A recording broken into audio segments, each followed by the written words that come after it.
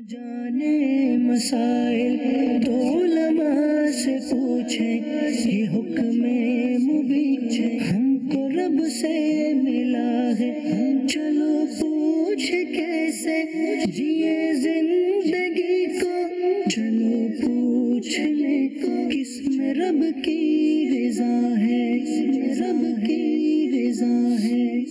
अल्हम्दुलिल्लाहि रब्बिल आलमीन वस्सलातु वस्सलामु अला सय्यिदिल मुरसलीन अम्मा बअद फ़अऊज़ु बिल्लाहि मिनश शैतानिर रजीम बिस्मिल्लाहिर रहमानिर रहीम अस्सलातु वस्सलामु अलैका या रसूलल्लाह अस्सलातु वस्सलामु अलैका या हबीबल्लाह अस्सलातु वस्सलामु अलैका या नबियल्लाह व अला आलिका व अस्हाबिका या नूरल्लाह। प्यारे और मुहतरम इस्लामी भाइयों, दारुल इफ्ता अहले सुन्नत सिलसिले में मरहबा कहते हैं। इंशाअल्लाह अज़्ज़ व जल आपकी कॉल्स सिलसिले का हिस्सा होंगी। इंशाअल्लाह अज़्ज़ व जल मुफ्ती जमील मदनी साहब से हम इंशाअल्लाह आपके सवालात पूछेंगे। दुरूद पाक की फजीलत सुनते हैं। नबी करीम सल्लल्लाहु ताला अलैहि वसल्लम का फरमान आलिशान है, जिसने किताब में मुझ पर दुरूद पाक लिखा तो जब तक मेरा नाम उसमें रहेगा फरिश्ते उसके लिए इस्तिग़फ़ार यानी बख्शिश की दुआ करते रहेंगे। सल्लू अलल हबीब सल्लल्लाहु तआला अला मुहम्मद सल्लल्लाहु तआला अलैहि वसल्लम। सिलसिले से शुरू होने से पहले हमारे यहाँ एक कैमरा मैन है सरफराज भाई, उन्होंने एक सवाल मुफ्ती साहब से पूछा था। मुफ्ती साहब ने जवाब भी दे दिया, लेकिन दोबारा हम इंशाल्लाह सवाल करते हैं ताकि जो मदनी चैनल के नाजरीन हैं उनको भी मालूमात मिल सके। अगरचे हमने इसको कई दफ़ा सिलसिले का हिस्सा बनाया है, लेकिन बहुत सारे लोग होते हैं कि जो नहीं सुन पाते, तो उनके लिए इंशाअल्लाह ज़वजल मालूमात होंगी। जो सुन चुके हैं उनके लिए रिपीटेशन होगी, दोबारा सुनेंगे तो इंशाअल्लाह ज़वजल उसका हमें फ़ायदा भी हासिल होगा। सवाल ये था हुजूर के ऐसा होता है कि कब्रिस्तान जैसे बिलखुसूस कराची जैसा बड़ा शहर है और कब्रिस्तानों में जगह कम होती जा रही है। दीगर शहरों में भी जगह तो होती है लेकिन कब्रिस्तान बनाए नहीं जाते, तो मसाइल आ रहे होते हैं। लेकिन यहाँ शहर है, बड़े बड़े शहर और मुल्कों में भी होंगे, तो कब्र के लिए जगह मिलना बड़ा मुश्किल होता है। या मिलती है तो बहुत महंगी मिलती है, या मिलती है तो घर से बहुत दूर मिलती है, तो फिर कंप्रोमाइज़ की तरफ सूरत आ जाती है। वो होता है ये कि पहले से बनी हुई कब्रों को खोदा जाता है, कब्र खोद कर उसी कब्र में दूसरे मुर्दे को दफना दिया जाता है। तो क्या मजबूरी की वजह से, ज़रूरत की वजह से, जगह की तंगी की वजह से, घर से दूर होने की वजह से कब्रिस्तान किसी भी वजह से कोई इजाज़त की सूरत है या बिल्कुल मना है?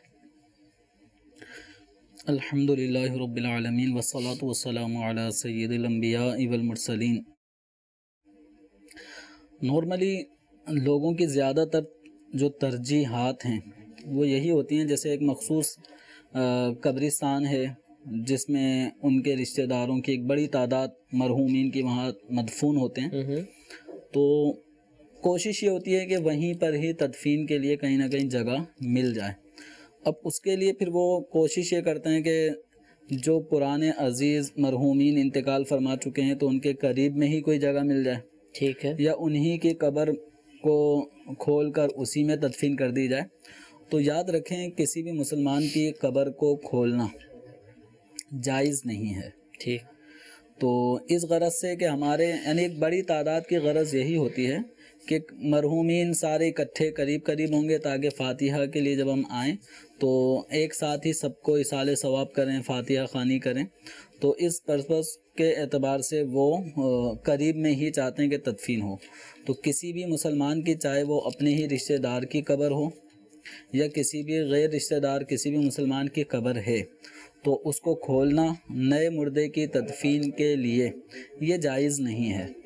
अलबत्ता ये सूरत के कब्र खोदी गई और कब्र खोदने के बाद फिर वहाँ पर कुछ हड्डियाँ, कुछ आसार मिले कि यहाँ पहले से किसी की कब्र थी और वो हड्डियाँ हो चुकी हैं, तो उन हड्डियों को एक साथ समेट कर एक साइड में कर दिया जाए या गड़ा खोद के उनको मज़ीद नीचे दबा दिया जाए और नए मुर्दे की तदफीन अब हो सकेगी।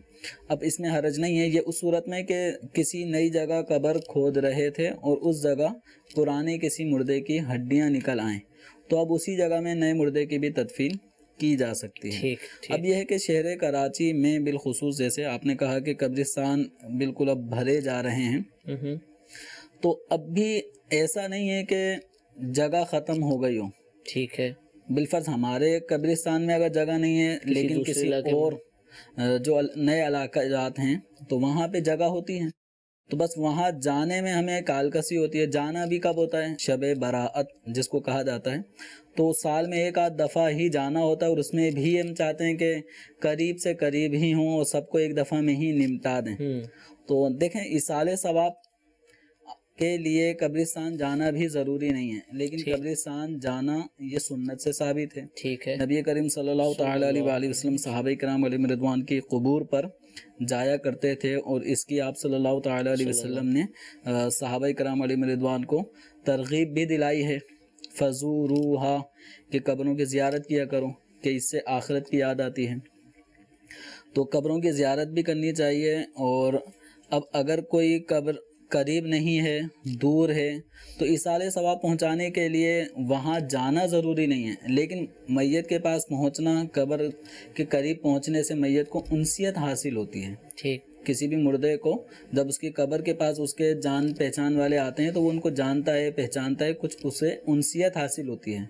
تو دور سے بھی ایصال ثواب ہو سکتا ہے، اور قریب جا کر بھی یہ کرنا زیادہ ایک مردے کے لیے باعث تسکین بھی ہوتا ہے۔ ٹھیک ہے، تو اپنے فوت شدہ مسلمانوں کی ایصال ثواب کے لیے قبرستان بھی جائیں، اور اس کے لیے یہ نہ کریں، جیسے ایک سوال دارالفتاء اہل سنت میں یہ بھی آیا تھا، ہمارے پاس موصول ہوا تھا، کہ والدہ کی قبر بہت زیادہ بیچ میں ہے، درمیان میں، قبرستان کے درمیان، اب وہاں تک جانے میں دشواری ہوتی ہے، تو ہم قبرستان کے دروازے کے قریب میں کسی جگہ ان کی قبر بنا دیں، یعنی منتقل کریں، منتقل کر دیں۔ تو یعنی لوگوں کا ذہن یہاں تک آگے کہ یہاں تک ہے کہ وہ تاکہ والدہ کی قبر کے قریب ہم جا سکیں۔ تو جب تدفین ہو گئی تو اب تدفین ہونے کے بعد مردے کو اس کی قبر کھول کے نکالنا، کھولنا بھی جائز نہیں ہے، نکالنا یہ دوسرا اسٹیپ ہے، مزید اس کی بھی اجازت نہیں ہے، جب تک کہ شرعی اعتبار سے واقعتاً کوئی ایسی صورت نہ بنے کہ جس میں قبریں بسا اوقات سیلابی کیفیت میں وہ ایک دم ٹوٹ جاتی ہیں، وہ مردے ظاہر ہو رہے ہیں، تو اب پھر ان مردوں کو دوسری جگہ پر منتقل کیا جائے گا۔ ٹھیک ہے، ٹھیک ہے، جزاک اللہ۔ جی ایک کال سلسلے میں شامل کرتے ہیں۔ جی ثقلین رضا قاری عرض کر رہا ہوں، مفتی صاحب کی بارگاہ میں عرض ہے، گرمیوں میں بسا اوقات بہت باریک کپڑے پہن کر بھی نماز مرد حضرات پڑھتے ہیں، جس سے بعض کو پسینہ آنے کی صورت میں، اور ویسے بھی نیچے جو بنیان پہنی ہوتی ہے وہ بھی نظر آ جاتی ہے، اتنا پتلا کپڑا ہوتا ہے، تو کیا اتنا باریک کپڑا پہن کر نماز ہو جاتی ہے؟ جی عام طور پہ وائٹ کلر کا سوٹ پہنا جاتا ہے، بہت پتلا کپڑا ہوتا ہے، کیا حکم ہے؟ دیکھیں عرف میں اس طرح کا لباس ایک مہذب طبقے ہی کے افراد پہن رہے ہوتے ہیں نارملی، ٹھیک ہے، اور اس کو کوئی معیوب بھی نہیں سمجھا جاتا۔ تو بنیان اندر موجود ہوتا ہے، تو بنیان ہونے کی صورت میں وہ باریک سا کپڑا بھی پہننے کی مردوں کو شرعاً اجازت ہے، اور نماز ہو جائے گی۔ البتہ وجہ اس کی یہ ہے کیونکہ مردوں کا جو اعضائے سطر کی ابتدا وہ ناف کے نیچے سے گھٹنوں سمیت تک ہے، ٹھیک ہے، تو ان جو اعضائے سطر ہیں ان میں ایسا کوئی باریک کپڑا پہننا ہے کہ جس سے اس حصے کی کھال کی رنگت ظاہر ہوتی ہو، حیت، یعنی اس بالکل واضح طور پہ کپڑا ہونے کے باوجود بھی اعضاء اور ان کی جو کلر ہے وہ دکھائی دے رہا ہے، تو اس کا مطلب یہ کہ یہ سطر کا کوئی فائدہ نہیں ہوا، بے ستری ہو رہی ہے۔ تو نماز میں ایسا لباس پہننا جس سے اعضاء سطر چھپ نہ رہے ہوں، تو اس سے نماز جائز نہیں ہوتی۔ لیکن جو سوال سائل محترم نے کیا ہے کہ مرد حضرات باریک سی لون ٹائپ کی یا باریک کوئی کاٹن ٹائپ کا کپڑا استعمال کرتے ہیں، یہ پسینہ آنے کی وجہ سے وہ کھال کے ساتھ چپک بھی جاتا ہے، تو کھال کی رنگت بھی ظاہر ہوتی ہے، تو وہ سینے کی یا کمر کی یا بازو کی رنگت ظاہر ہوتی ہے، تو یہ چونکہ مردوں کے لیے اعضائے سطر میں سے یہ حصے نہیں ہیں، ٹھیک تو ہے، اس لیے نماز بلا کراہت جائز ہو جائے گی۔ ٹھیک ہے۔ جی کچھ میسیجز بھی ہمارے پاس موجود ہیں۔ سوال پہلا میں پوچھتا ہوں، یہ ہے کہ کیا سنت غیر مؤکدہ جیسے عصر کی نماز سے پہلے ہیں، مسلسل نہ پڑھنے سے گناہ گار ہوتا ہے؟ سنت غیر مؤکدہ اس کا معنی یہی ہے کہ یہ وہ سنت ہے جس کی تاکید نہیں فرمائی گئی۔ جب تاکید نہیں ہے تو اس کو اگر کوئی مستقل بنیادوں پہ نہیں پڑھتا تو گناہ گار نہیں ہوگا۔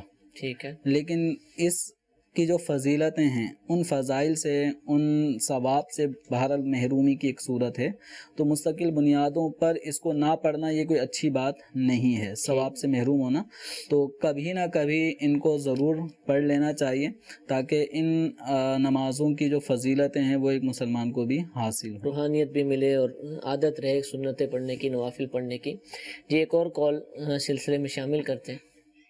میرا سوال یہ ہے مصعب سے، اگر ایک بندے نے وضو کیا ہے اور اس نے ظہر کی نماز ادا کر لی ہے اور اس کے بعد کے ہاتھوں پہ پھر پینٹ لگ گیا لیکن اس کا وضو ہے، کیا اس سے عصر کی نماز پڑھ سکتا ہے پینٹ لگے ہوئے ہاتھوں کے ساتھ، یا اس کو ان کو چھڑا کر دوبارہ وضو کرنا ہوگا؟ برائے مہربانی رہنمائی فرما دیجیے.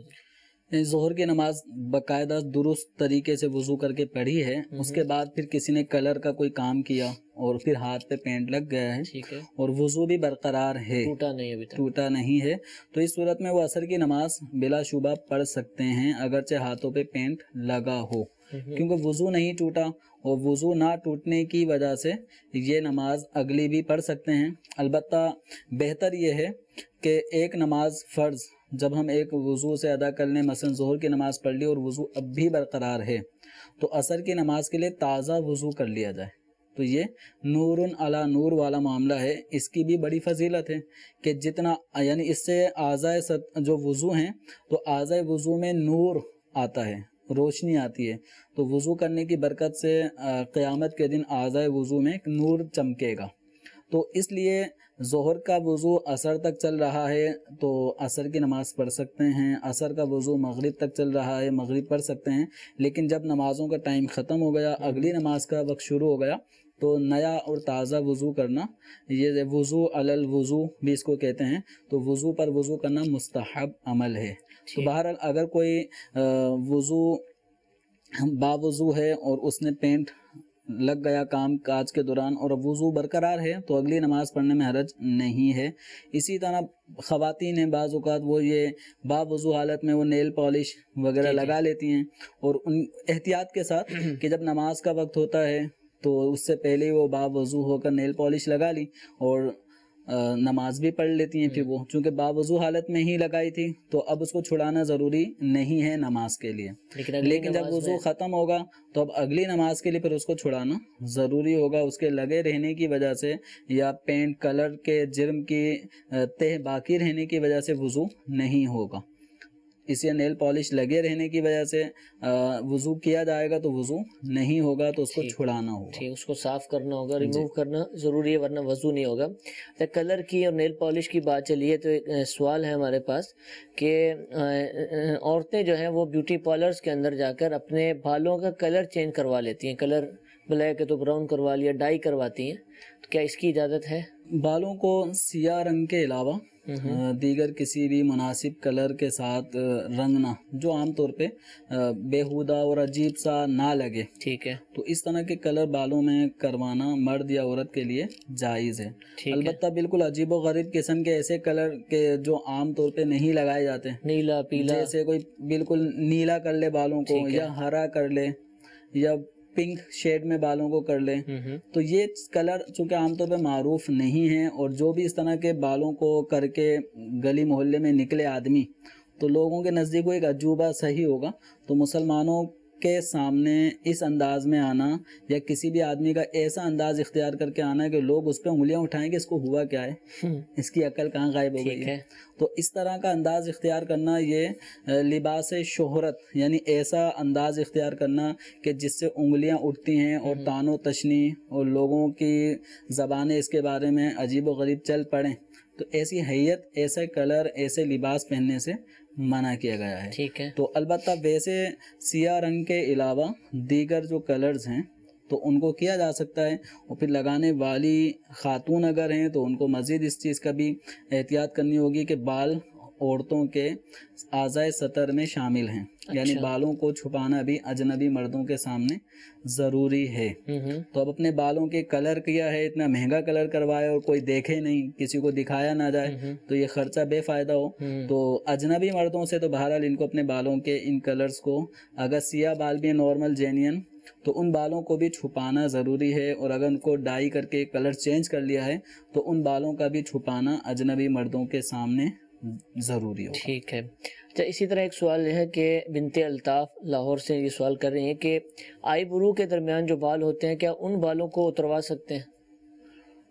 تو یہ دو آئی بروز کے درمیان جو بال کبھی کبھی بعض اور مردوں کے بھی اور عورتوں کے بھی مل رہے ہوتے ہیں، تو ان کو صاف کروانا یعنی ان کو بھی نچوانا اس کی بھی اجازت نہیں ہے۔ ٹھیک ہے۔ بلکہ اگر دیکھا جائے تو نبی کریم صلی اللہ تعالی علیہ وآلہ وسلم کی جو ابرو شریف تھیں وہ دونوں ابرو شریف ملے ہوئے سبحان اللہ۔ تو بہت ایک تو بالکل گھنے پن میں آگے لوگوں کے ملتے ہیں تو وہ ایک معیوب سی ایک کیفیت ہوتی ہے، لیکن آپ صلی اللہ تعالی علیہ وآلہ وسلم کی بھویں شریف جو تھیں بہت ہی پیاری تھیں ابرو مبارکہ، تو وہ ان کی باریک سی لکیر آپس میں ملی ہوئی تھی۔ سبحان اللہ سبحان اللہ۔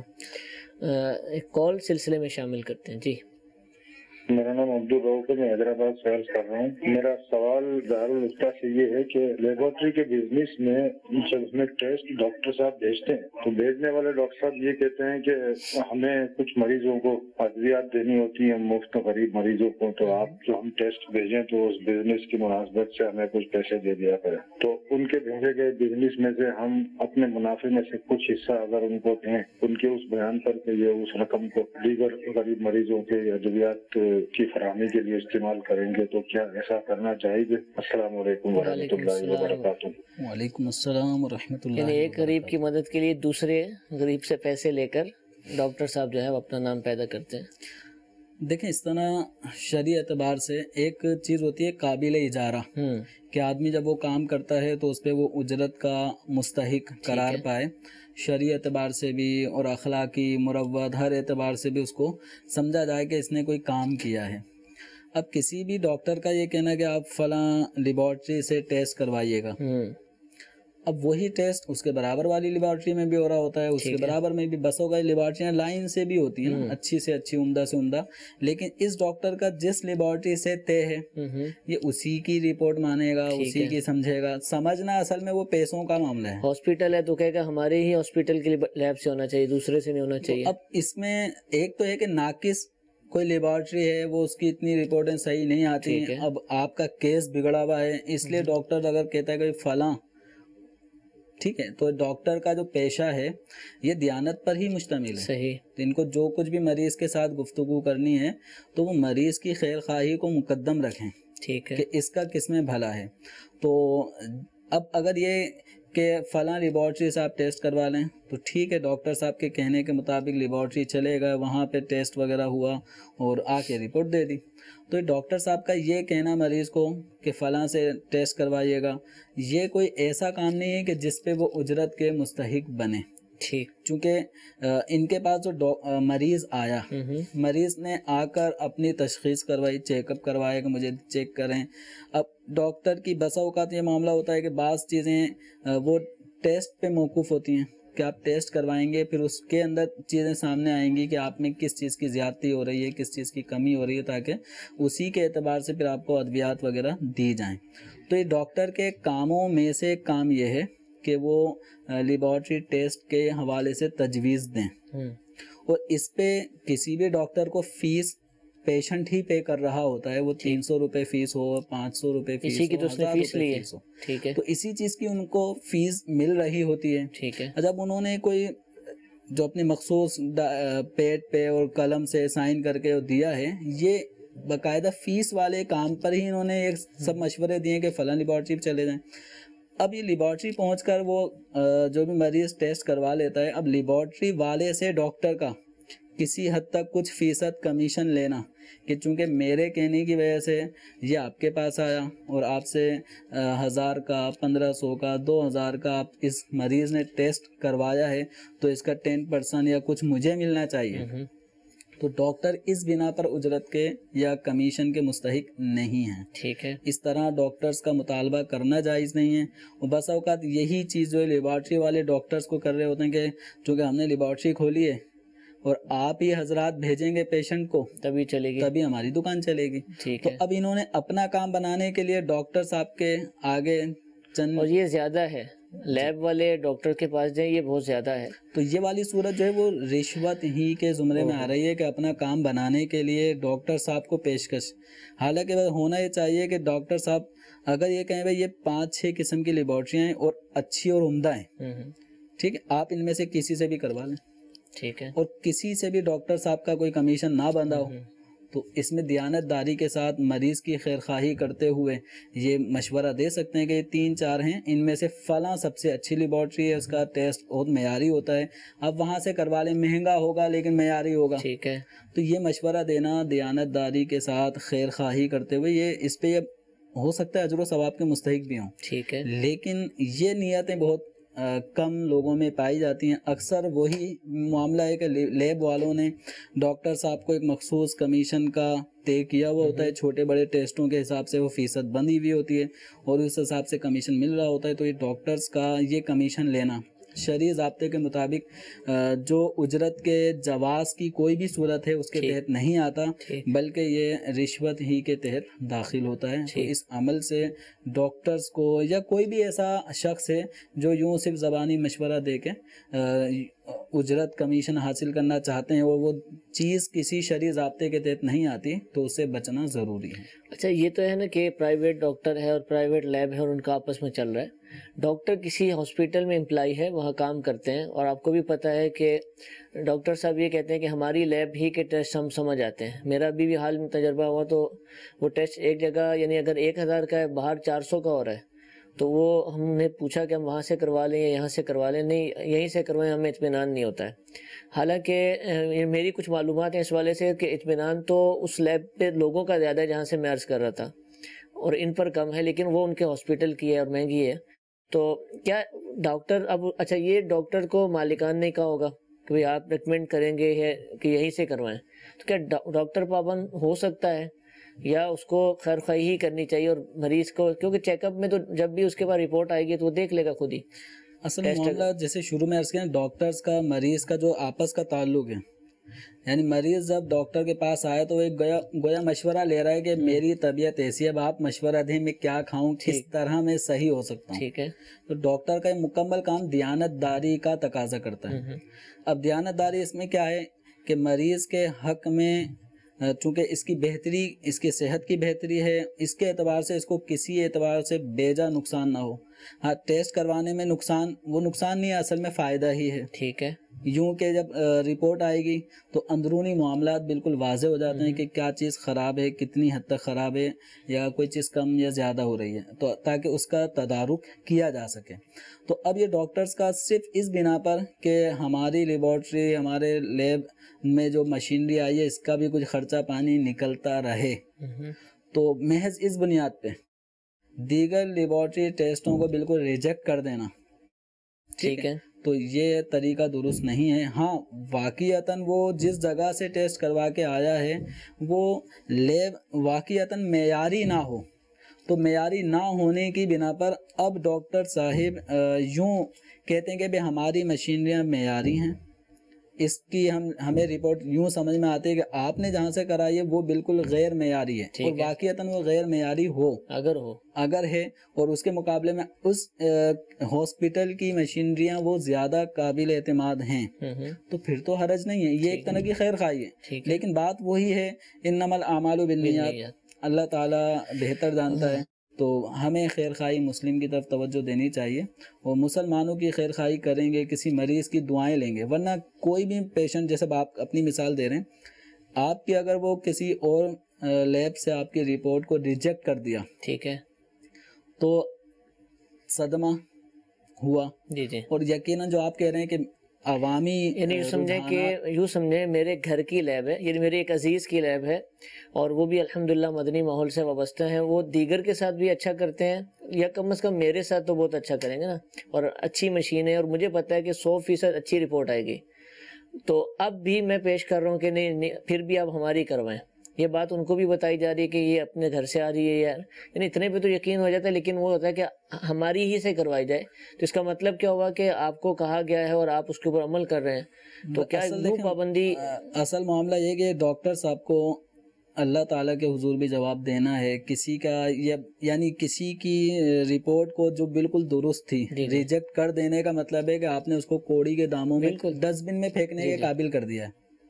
دوبارہ اب اگر دوبارہ بھی وہی رپورٹ آتی ہے تو تو کہ ڈاکٹر صاحب اس کا ازالہ کریں گے یا وہ بھی رپورٹ صحیح تھی, یعنی اس کو تو بالکل کوری کچرے کے ڈبے میں ڈالنے جیسا کر دیا. تو ایسا نہیں کرنا چاہیے. مسلمانوں کے ساتھ خیر خواہی کریں, اور خیر خواہی مسلم ہی کے تحت, یہ شعبہ جو ان کا ہے یہ خیر خواہی مسلم کے تحت ہی ہوتا ہے. تو اس لیے کسی بھی معاملے میں پیشنٹ کے ساتھ یعنی بد دیانتی کرنا یہ جائز نہیں ہے. ٹھیک ہے. جو لیب والے ہیں جو کہ لیب کے اندر کام کر رہے ہیں, ایک تو نا لیب کا مالک ہے, اس نے اچھی مشینیں بھی لگا دی, اچھے کیمیکلز بھی مہیا کر دیے, سب کچھ کر دیا. اب ہر کوئی مالک تو ہر وقت سر پر نہیں بیٹھا رہتا, ٹیکنیشین ہی کو جو ہے وہ دے دیا ہو جاتا ہے اور اس کے پاس سیمپل جاتے ہیں, اس نے جو ہے ٹیسٹ کرنے ہوتے ہیں. تو جو مجھے پتا ہے, جو معلومات ہے کہ بعض دفعہ ٹیسٹ کیے ہی نہیں جاتے, یا ایک ٹیسٹ کیا جاتا ہے اور آئیڈیا ہوتا ہے کہ اگر یہ اتنا آیا ہے, اس کی فگر یہ ہے, تو اگلے کا اتنا ہی ہوگا. بعض دفعہ ٹھیک بھی ہوتا ہے, بعض دفعہ ٹھیک نہیں ہوتا, اور رپورٹ بنا کر دے دی جاتی ہے. بہت کچھ کیا جا رہا ہوتا ہے اس حوالے سے, اور یہ ساری کی ساری معلومات جو لیب ٹیکنیشینز ہیں انہی کی طرف سے جو ملی ہے, میں آپ کو عرض کر رہا ہوں.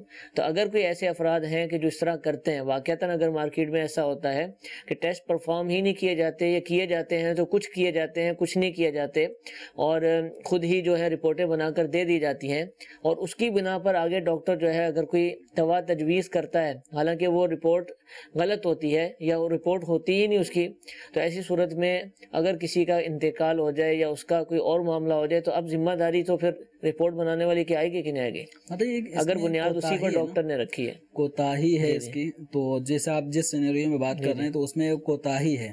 حالانکہ یہ جیسے رپورٹ بنانے والے کا شعبہ بھی چونکہ دیانت داری کا تقاضا کر رہا ہے کہ اس کی کسی بھی چیز کو وہ تعداد کو بڑھا دینا یا اپنے آئیڈیا سے ہی سب کچھ رپورٹ بنانا, یہ تو اس کا فائدہ کیا ہوا رپورٹ بنانے کا. تو اس لیے مکمل دیانت داری کے ساتھ کریں. دیانت داری کے ساتھ کریں گے, پھر کہیں خطا ہو گئی تو ایک الگ میٹر ہے, لیکن اس طرح اللہ تبارک و تعالیٰ کے حضور سب چیزوں کا جواب دینا ہوگا. اور جو ذمہ داری لی ہے, یقیناً آپ اس کی فیس بھی لے رہے ہیں, فیس لینے کے بعد پھر آپ اس کو 1000-2000 جتنی بھی ہے, اب اس کو حلال بھی تو کرنا ہے. ٹھیک ہے. تو بہرحال یہ اللہ تبارک و تعالیٰ کا خوف جب دل میں ہوگا, روز قیامت اللہ کے حضور حاضر ہونے کا پختہ اعتقاد ہر وقت پیش نظر ہوگا, تو پھر آدمی یہ ساری چیزیں جو نا وہ صحیح طریقے سے کرے گا. ورنہ یہ کہ پیسے آ رہے ہیں بس ہمیں کیا. ٹھیک ہے. لیکن جب ایسے جو کرے گا تو ہوتا یہ کہ جو کسی کا برا چاہتا ہے تو انجام اس کا برا ہوتا ہے. اس طرح کی لیب ہو سکتا ہے کہ آگے کسی بھی قانونی گرفت میں آ بھی جاتے ہوں گے. اچھا حضور, ایک اور چیز بھی ہوتی ہے, اس پہ بھی آپ کا بھی مشاہدہ ہو گیا کہ ڈاکٹر صاحب نے نا وہ جب گئے تو انہوں نے اچھے خاصے ٹیسٹ لکھ کے دے دیے, یا بعض تو ہاسپٹلز میں یہ کہ جو ڈاکٹر کی پرچی ہے اس کی بیگ پہ ٹیسٹ کی پوری تفصیل پرنٹ ہوتی ہے, وہ ٹک لگا دیتے ہیں, یہ سارے آپ نے کروا لینے. اب 8-10-15 ٹیسٹ ہیں وہ لکھ کے دیے, وہ 200 400 600 800 1000 کر کے 10-12 ہزار کے ٹیسٹ ہو گئے.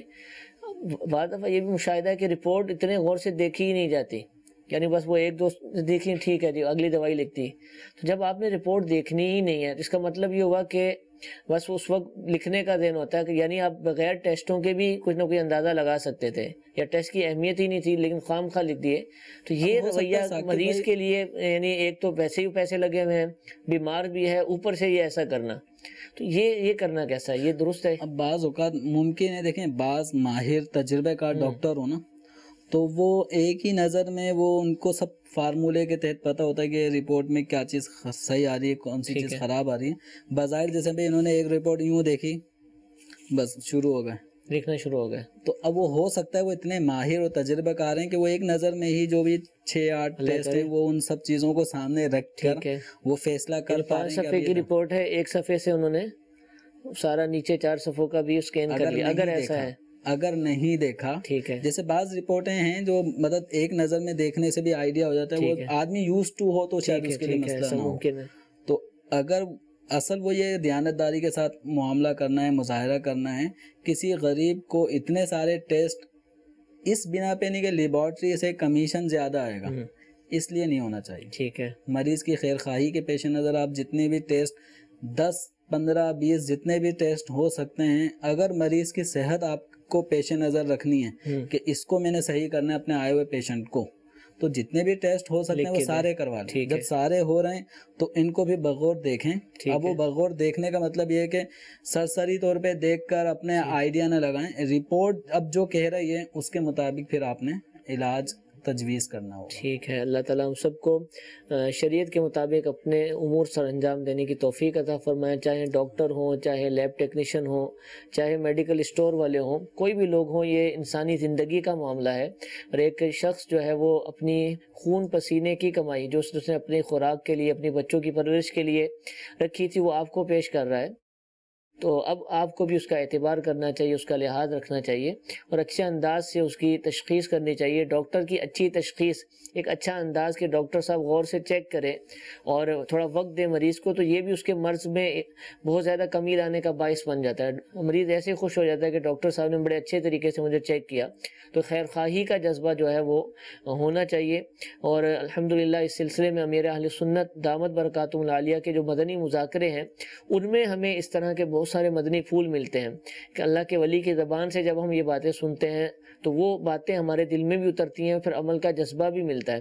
تو مدنی مذاکرہ جو کہ امیر اہل سنت سے ایک سوال جواب کا سلسلہ ہوتا ہے کہ مدنی چینل کے ناظرین اور حاضرین جو ہیں سوالات کرتے ہیں اور امیر اہل سنت ان کے جوابات عطا فرماتے ہیں۔ مدنی مذاکرے کو آپ پابندی سے دیکھنے کی نیت فرما لیں تو انشاءاللہ اسی طرح کے مدنی پھول بھی ملتے رہیں گے، عمل کا جذبہ بھی ملے گا۔ ہمارے اندر جو کوتاہیاں ہیں، بعض دفعہ ایسا ہوتا ہے کہ کوتاہی کی جا رہی ہوتی ہے اور ہمیں اس کا علم نہیں ہوتا، جان بوجھ کر نہیں ہوتی ہے، بس ہو جاتا ہے، غلط کام ہو جاتا ہے انسان سے، تو کسی کے بتانے سے انسان جو ہے اس کی طرف متوجہ ہوتا ہے اور اس سے رکنا شروع کر دیتا ہے۔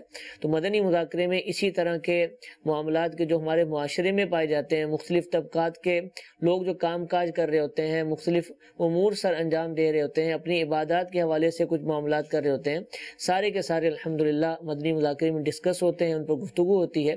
تو اس کو دیکھنے کی نیت فرمائیے، اللہ تعالیٰ ہم سب کو کثرت سے علم دین حاصل کرنے کی سعادت عطا فرمائے۔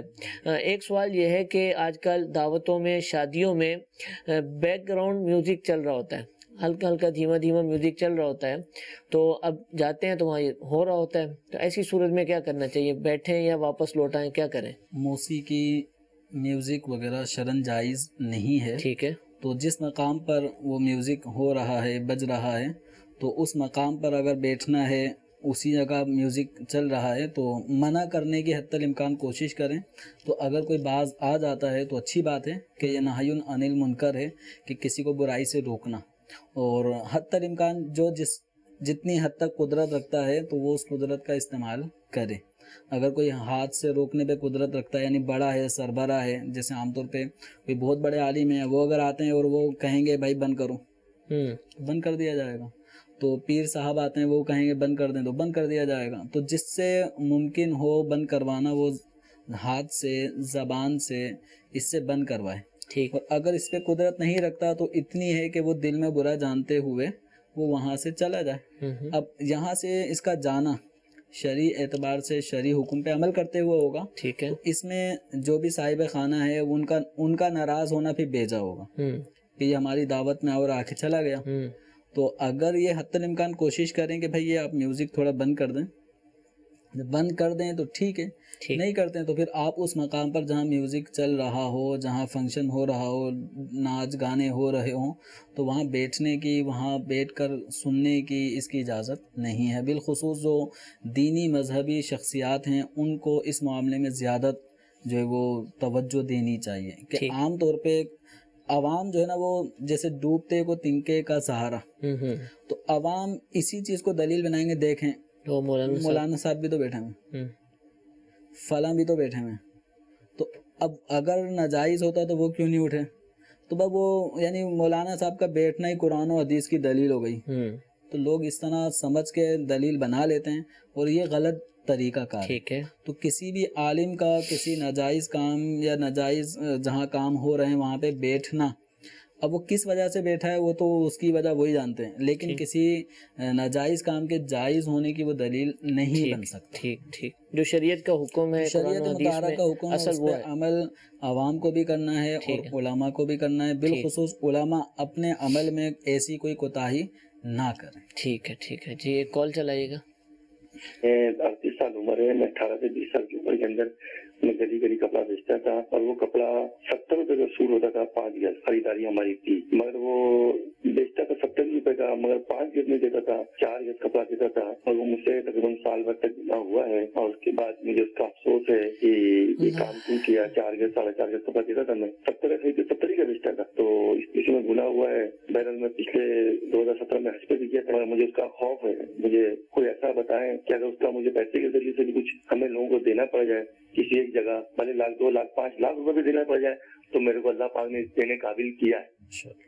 ماشاءاللہ. اللہ تعالیٰ آپ کے اس جذبے کو سلامت رکھے, آپ کی توبہ کو قبول فرمائے. یہ کپڑے کا ایک طویل عرصے سے کام کرتے آ رہے ہیں, تو کچھ سالوں انہوں نے کپڑا 70 روپے, وہ زمانے کی بات کر رہے ہیں کہ جس میں 70 روپے کا سوٹ آ جاتا ہوگا, 5 گز سوٹ آ جاتا تھا. تو یہ 70 روپے میں ایک سوٹ دے تو رہے ہیں, لیکن وہ 5 گز کی جگہ 4.5 گز کم دے رہے ہیں. بتا 5 گز رہے ہیں, لیکن یہ ناپ تول میں کمی جس طرح کرنا ہوتی ہے, تو اسی طرح یہ ناپ میں کمی کر رہے ہیں. پیسے 70 یعنی پورے لے رہے ہیں, اور اس اعتبار سے جب کمی کر رہے ہیں تو جتنی کمی انہوں نے کی ہے پیسوں یعنی کپڑے میں, تو ان کو چاہیے تھا کہ پھر اسی اعتبار سے پیسوں میں بھی کمی کرتے, لیکن پیسے پورے لیے اور ناپ میں کمی کرتے رہے, تو ان کا یہ عمل ناجائز ہوا, گناہ ہوا.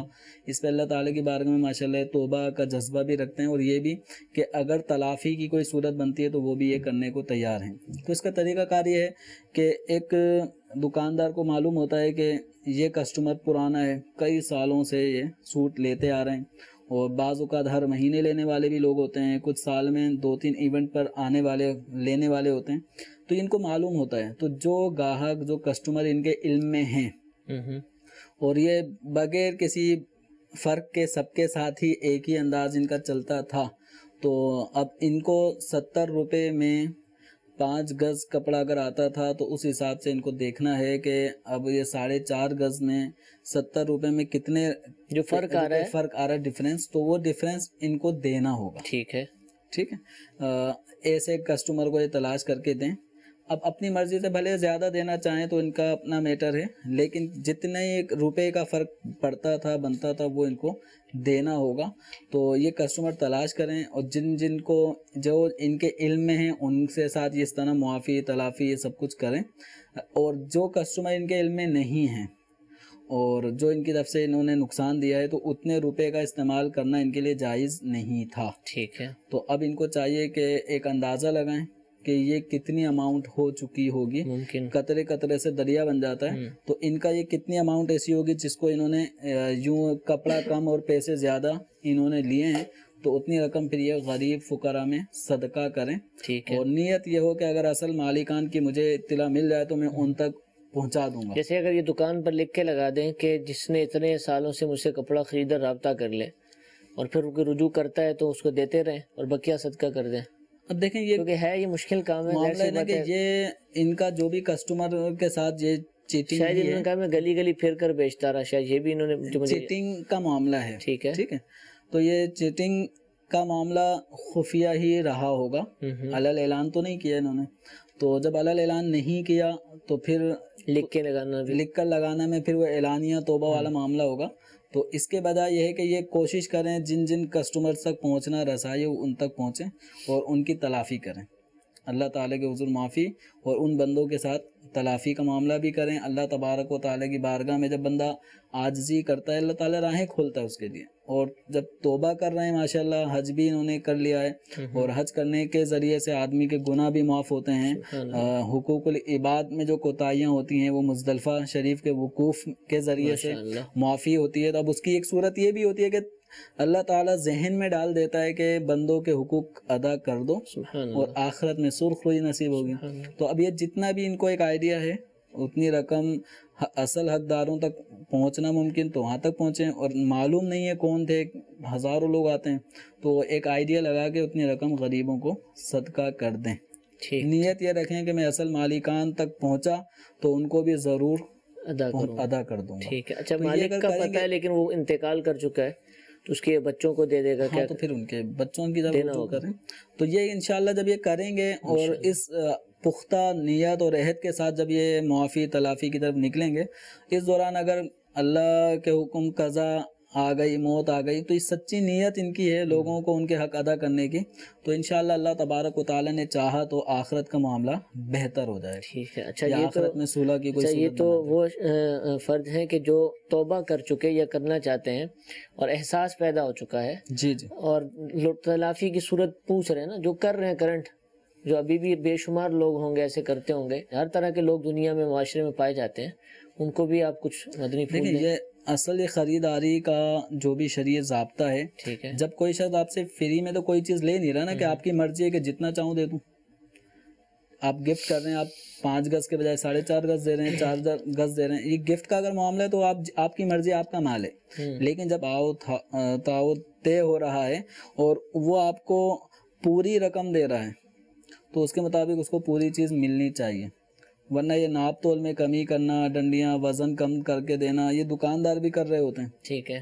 چینی 1 کلو میں بس جلدی سے، دودھ دینا ہے تو اس میں بھی جلدی سے، وہ پورا بھرنے میں آیا نہیں آیا وہ پیمانہ بس جلدی سے ابھی ایک یعنی جیسے اس میں کہ مدنی چینل کے ناظرین کو بھی اس سے سیکھنے کا موقع ملے گا کہ ایک دودھ کی دکان کھلی کہیں تو انہوں نے آفر کی کہ 1 کلو کے ساتھ 1 فری، 1 کلو لیں گے 1 کلو دودھ فری 1 ماہ تک.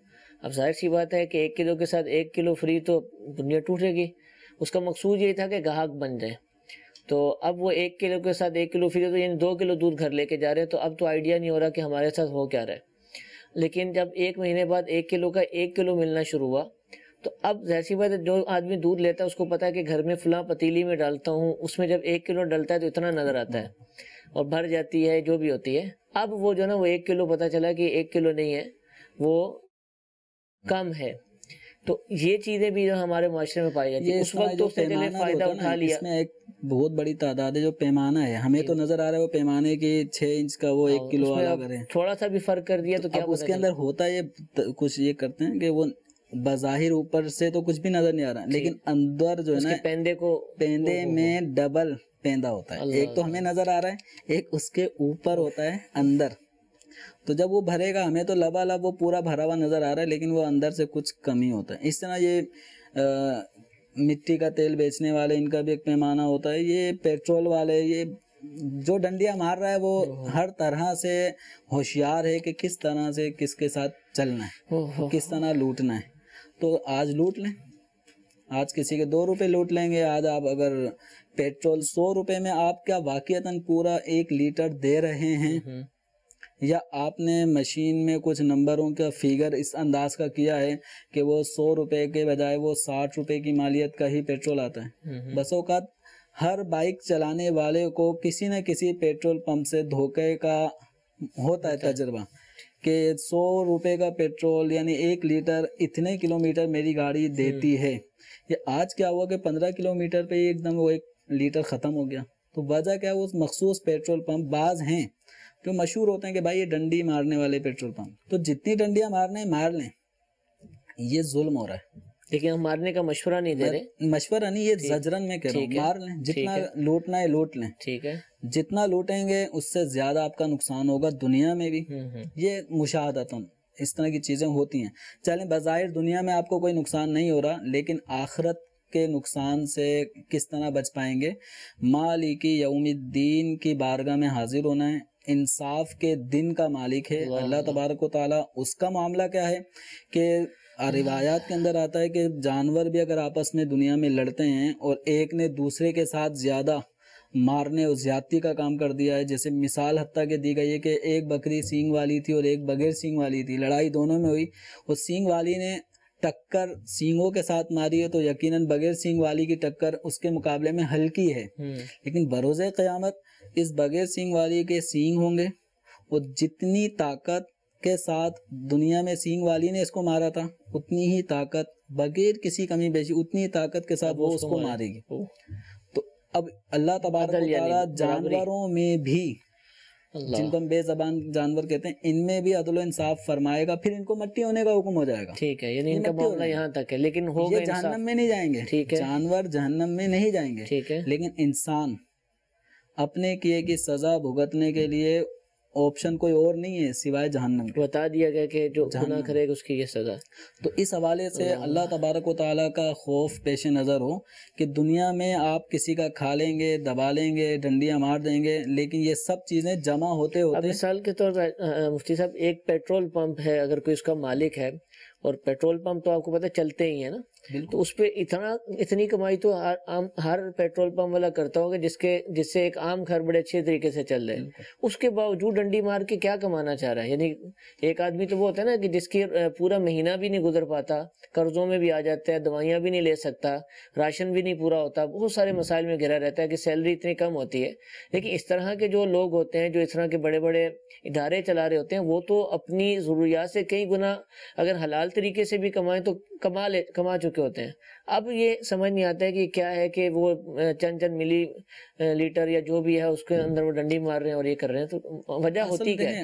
الہاکم التکاثر, مال کی زیادہ طلبی آدمی کو غافل کر دیتی ہے. صحیح. اب اس میں پھر وہ احساس نہیں رہتا کہ وہ کیا کر رہا ہے, صحیح کر رہا ہے, غلط کر رہا ہے. حتی زرتم المقابر, قبروں تک جب پہنچ جاتے ہیں, اسی غفلت کے اندر رہتے رہتے قبروں تک پہنچ جاتے ہیں, تو پھر وہاں پہ اب پتہ چلے گا کہ کیا کمایا تھا, کتنا کمایا تھا, حلال کتنا تھا, حرام کتنا تھا. اور یہ بروز قیامت جو سوالات ہوں گے, ان سوالات میں ایک سوال یہ ہے کہ مال کیسے کمایا. ٹھیک ہے, یہ سوال ہونا ہے, کہاں خرچ کیا, تو یہ سوالات ہونے ہیں. تو اس حوالے سے کوئی بھی مسلمان ہے تو اس کو اللہ و رسول کے حضور, چونکہ آخرت کا جو عقیدہ ہے, عقیدہ آخرت, یہ بنیاد ہے اسلامی عقائد کے اندر. اگر غور کریں تو عقیدہ آخرت, ہم دنیا میں آئے ہیں آخرت کے حوالے سے کہ ہمیں اپنی آخرت جنت کی طرف لے کے جانی ہے, اپنی آخرت جنت بنانی ہے. تو اب اس کے لیے بہت ساری چیزوں میں ہمیں احتیاط تو کرنی پڑے گی کہ مالک یوم الدین کی بارگاہ میں ہماری حاضری ہوگی, اور اس سے تو کوئی بھی بچ کے نکل ہی نہیں سکتا. ٹھیک ہے, سب نے وہیں جمع ہونا ہے روز محشر. اب کتنی ذلت ہوگی, مثال کے طور پر اللہ نہ کرے کسی کی پکڑ یوں ہو کہ تم نے 5 گز کے پیسے دیے 4.5 گز کم دیے, یہ آدھا گز ڈنڈی ماری ہے. ٹھیک, اس کی تلافی. اب وہاں پہ کپڑے وغیرہ تو ہوں گے نہیں کہ کہاں سے وہ کس طرح وہ پورا کرے, اور اس کو کپڑے کی بھی حاجت نہیں ہے وہاں پہ. تو اب وہاں معاملہ کیا ہوگا, اس ظالم کی نیکیاں اس مظلوم کو دی جائیں گی. مظلوم کا اگر معاملہ حل ہو گیا تو ٹھیک ہے. اب اگر اس کو بھی دے دیں, اس کو بھی دے دیں, اس طرح وہ بہت سارے لوگ آ گئے پیٹرول پمپ میں جو ڈنڈیاں مارتے رہے ہیں, وہ سارے عوام جن کے ساتھ ڈنڈیاں لگتی رہیں. یقیناً اس کا مجھے بھی جیسے صدمہ تو ہوتا ہے کہ یار 100 روپے کا پیٹرول 15 کلومیٹر میں کیسے ختم ہو گیا. اب آپ ایمرجنسی میں کہیں پہ بھی ڈلواتے ہیں اور آپ کا ایک پورا لمبا روٹ ہوتا ہے, اب وہی پیسے اگر کسی کے پاس ہوں تو کتنا آدمی اذیت میں آ جاتا ہے. اس اذیت کا ازالہ کیسے ہو؟ یعنی گاڑی کا میٹر خراب ہے, پتہ نہیں چل رہا کہ پیٹرول ایک بڑی تعداد, اور اب آپ اس بھروسے پر ہیں کہ میں نے تو ڈلوا لیا لیکن راستے میں ہو گیا ختم, ایکسیڈنٹ ہونے کا بھی اندیشہ, اچانک گاڑی مسائل ہو جاتے ہیں. تو اب معاملہ یہ ہے کہ اس کا ازالہ دنیا میں اگر آپ نے نہیں کیا, آخرت میں کیسے کریں گے؟ تو اس طرح کئی پیٹرول پمپ والوں کو پیٹرول کی کمی کا اگر خمیازہ بھگتنا پڑا تو وہاں پیٹرول سے تو کام چلنا نہیں ہے آخرت میں. وہاں پھر یہی ہوگا سیدھا سیدھا آپ اپنی نیکیاں دیتے رہیں. تو جتنا دنیا میں کمائے تھے پیسے, اب گویا آخرت میں وہ کس طرح جا رہے ہیں, نیکیاں بٹ رہی ہیں, نیکیاں جا رہی ہیں. تو یہ حاجی صاحب, یہ سیٹھ صاحب, ان کے پاس اب نیکیاں کتنی رہ جائیں گی؟ اور آخرت کا معاملہ بالکل واضح ہے کہ باپ کے پاس بھی اگر کوئی آئے گا کہ والد صاحب سے کہ ایک نیکی مجھے دے دیں, میرا معاملہ برابر ہے, نیکیاں گناہ سب برابر ہیں, صرف ایک نیکی مل جائے تاکہ میرا پلڑا بھاری ہو جائے. سے بھی نہیں ملے گی, باپ بھی منع کر دیں گے, والدہ بھی منع کر دیں گی, تو وہاں ان سیٹ صاحب کو کون بچائے گا؟ اللہ تعالیٰ ہم سب کی مغفرت فرمائے. عقیدہ آخرت کو مضبوط رکھیں. ایک بہت بڑی تعداد غفلت ہے کہ آخرت کے معاملے میں گویا اتنے بے باک لوگ نظر آتے ہیں. دیکھا جائے تو بعض لوگوں کے جملہ کفریہ حد تک پہنچ جاتے ہیں کہ میں آخرت و آخرت سے نہیں ڈرتا. کس بات کے مسلمان؟ اللہ تعالیٰ ہم سب کو جہنم میں دیکھ لیں گے, سزا ہوگی, دیکھ لیں گے, برداشت کر. ان سیٹ صاحب کے اگر کپڑوں میں آگ ہلکی سی لگ جانا, پھر کیسے اچھلتے کتے بھاگیں گے, احساس ہوتا ہے, پھر احساس ہوگا. ٹھیک. تو جہنم کی آگ دنیا کی آگ سے کئی گنا اس کا مقابلہ نہیں ہے. وہ جو 70 کا جو کہا جاتا ہے وہ سمجھانے کے اعتبار سے, وہاں کا حال یہ ہے جیسے اس وقت کا مشاہدہ اگر کوئی کر لے نا, باہر آج کل جو گرمی کی کیفیت ہے, گرمی والا آدمی اگر گھر کے اندر جو حبس والی گرمی ہے اس میں آتا ہے اس کو سکون ملتا ہے، حالانکہ وہ بھی گرمی ہے، اور گھر کے اندر لوگوں کے پسینے نکل رہے ہوتے ہیں، صحیح، گرمی گرمی گرمی، تو باہر والا چونکہ شدید گرمی سے آئے اس کو یہ گرمی آسان لگتی ہے۔ تو جہنم کا جلا اگر دنیا کی آگ میں ڈال دیا جائے تو فرمایا گیا اس کو سکون سے نیند آ جائے، حالانکہ آگ میں تو حالانکہ وہ آگ میں، تو جہنم کیا اس قدر سخت ہے۔ اللہ تبارک و تعالیٰ ہم سب کو محفوظ رکھے اپنے آگ سے محفوظ فرمائے۔ اچھا ایک دو اور میں مثالیں عرض کروں گا تاکہ اس میں بھی ہماری اصلاح ہو سکے۔ ابھی ایک دودھ والے تھے، ان کا دودھ خراب ہو گیا نا، اچھا ان کو پتہ ہے کہ میرا دودھ خراب ہو گیا، جو بھی ابالے گا پھٹ جائے گا، کیونکہ دو چار کو دیا تو اطلاع آگے بھی آپ کا تو دودھ خراب ہے، تو آئیڈیا ہو جاتا ہے نا، لیکن پھر بھی دے رہے ہیں۔ اچھا میں نے اس سے پوچھا کہ بھئی آپ کیوں دے رہے ہیں، تو اس کا کہنا ہے یار ہم دے دیتے ہیں، نکل گیا تو نکل گیا۔ بعض دفعہ ہوتا ہے نا لوگ جا کے فریج میں رکھ دیتے ہیں، تو پھر بعد میں آئے گا تو ہم بھی بولیں گے آپ کا تو لیٹ آپ نے ابالا اور یہ وہ۔ تو جب پتہ ہے کہ یہ چیز خراب ہے تو اب اس امید پر کہ چل گیا تو چل گیا، ہو سکتا ہے کہ چلتا بھی ہو، ایسا کئی دفعہ ان کے ساتھ ہوتا ہے اور یہ یوں کرتے ہوں، تو یہ درست ہے اس طرح کرنا؟ دیکھیں جب دودھ ایسا ہو گیا ہے، ایسی کیفیت میں آ چکا ہے کہ اب اس کو ابالا جائے گا تو پھٹ جائے گا، اور پھٹنے والا جو دودھ ہوتا ہے پھر وہ چائے کا یا بچوں کو یا کسی بھی اس طرح کے اس کام میں نہیں آ سکتا، تو اب اس کا بھی وہ کھویا وغیرہ ہی خواتین بنا پاتا، وہ چیز جس کے لیے دودھ لیا گیا تھا وہ مقصد حاصل نہیں ہو رہا، اور یقیناً ایسے دودھ کی قیمت بھی ڈاؤن ہو جاتی ہے اگر دیکھا جائے تو۔ جس کو پتا ہوگا وہ کبھی بھی 100 روپے کے حساب سے جس نے پاؤ دودھ لیا وہ کہاں کھویا بنائے گا، مثال ہے۔ تو اب یہ کہ جب پتہ چل گیا کہ اس میں یہ عیب آ چکا ہے تو خریدار کو اس عیب پر مطلع کرنا یہ بیچنے والے کی ذمہ داری ہے شرعاً، کہ بھئی دودھ پھٹ چکا ہے، اگر آپ کو کھویا بنانا ہے تو یہ لے جائیں، یہ 100 روپے کا نارمل ملتا ہے، 95 یا 90 روپے کلو، یہ اس وقت میں نے 20 روپے کلو لگا دیا، ٹھیک ہے، لے جانا چاہیں تو لے جائیں۔ اس طرح ان کو کرنا ہوگا، جو بھی ریٹ بنتا ہوگا اس کے مطابق یہ بیچیں، لیکن اب بالکل پیور درست صحیح دودھ کے داموں کو بیچنا اور نہ بتانا یہ شرعاً دھوکہ ہے، اور مسلمان دھوکے باز نہیں ہوتا۔ من غشنا فلیس منا، او کما قال علیہ الصلوۃ والسلام، کہ جو ہمیں دھوکہ دے، جو دھوکے باز ہیں وہ ہم میں سے نہیں ہیں۔ تو آپ صلی اللہ تعالیٰ علیہ وسلم گویا ایسے شخص کو دھتکار رہے ہیں، اپنے سے دور کر رہے ہیں۔ تو یہ ایک مسلمان کے لیے لمحہ فکریہ ہے کہ میں ایک چیز چھپا کر لوگوں کو اذیت پہنچا رہا ہوں، تکلیف پہنچا رہا ہوں، اور لوگ بھی مان لیتے ہیں کہ ہو سکتا ہے فریج میں رکھنے کی وجہ سے رات کو دودھ آیا تھا، صبح گرم ہونے کی وجہ سے، یا ہماری پتیلی ہی کے اندر کوئی ایسی چکناہٹ رہ گئی، پوچھنے ہی نہ جائے، پوچھنے نہیں جا رہے، تو جو پوچھنے نہیں آ رہا کوئی مسئلہ نہیں، اللہ تبارک و تعالیٰ کو سب پتہ ہے کہ آپ نے کتنی چیٹنگ کی ہے، آپ بیچ رہے ہوتے ہیں، آپ کا ضمیر خود آپ کو ملامت کر رہا ہوتا ہوگا کہ یہ غلط ہو رہا ہے۔ ٹھیک ہے۔ اچھا حضور آخری سوال کروں گا، ہم نے لیب ٹیکنیشین کی بات کی، پیٹرول پمپ میں کام کرنے والے لوگ، اب یہ غریب طبقہ ہوتا ہے، خاص کر پیٹرول پمپ پہ جو کام کر رہے ہیں بہت تھوڑی دہاڑی ملتی ہے، اب یہ مجبور ہے ان کو کام کرنا نا، یہ تو آئے تھے کہ نوکری مل گئی، اور پھر مالک نے کہا کہ آپ نے یہ کام کرنے ہیں، یوں ترکیب بنانی ہے، جو بھی کرنا ہے، ورنہ آپ کو، اور بہت سارے لوگ گھوم رہے ہیں ہمارے پاس، آ جائیں گے ڈیلی ویجز پر مل جائیں گے، تو اب یہ بیچارہ مجبوری میں یا پھر ایفیشنسی دکھاتے ہوئے مالک کا ساتھ دیتا ہے، تو کیا اس کا یہ کرنا درست ہے؟ کیونکہ اس کا اصل تو یہ نہیں ہے نا، اصل تو پالیسی کہیں اور سے آئی ہے۔ دیکھیں اصل پالیسی اگرچہ کسی اور کی ہے، لوگوں کو براہ راست جو دھوکہ دے رہا ہے وہ یہ ہے، حکم اس کا چل رہا ہے، دھوکہ یہ دے رہا ہے، تو ضروری نہیں ہے کہ کوئی بھی آدمی ظلم کرنے والا وہ براہ راست انوالو ہوگا تو ظلم ہوگا، مشورہ دینے والا بھی ظالم ہو سکتا ہے، اس کو وجود میں لانے والا، اس ظلم کو وجود میں لانے والا وہ بھی ظالم ہے، اور اس کے مددگار بھی ظالم ہے۔ تو ایسی نوکری کہ جہاں پر گناہ ہوتے ہوں اور آدمی اس نوکری کی وجہ سے اس گناہ پہ مجبور ہے تو وہاں نوکری کرنا جائز نہیں ہے۔ وَمَن يَتَّقِ اللَّهَ يَجْعَلْ لَهُ مَخْرَجًا وَيَرْزُقْهُ مِنْ حَيْثُ لَا يَحْتَسِبُ۔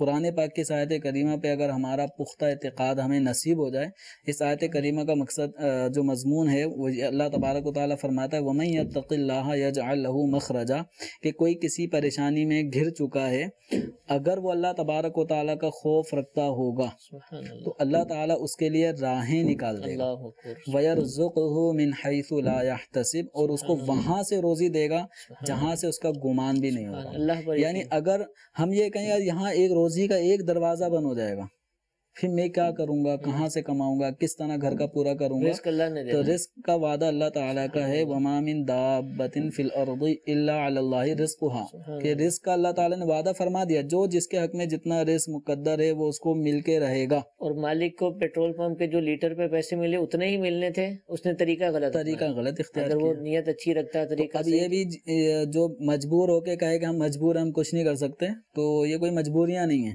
ٹھیک ہے.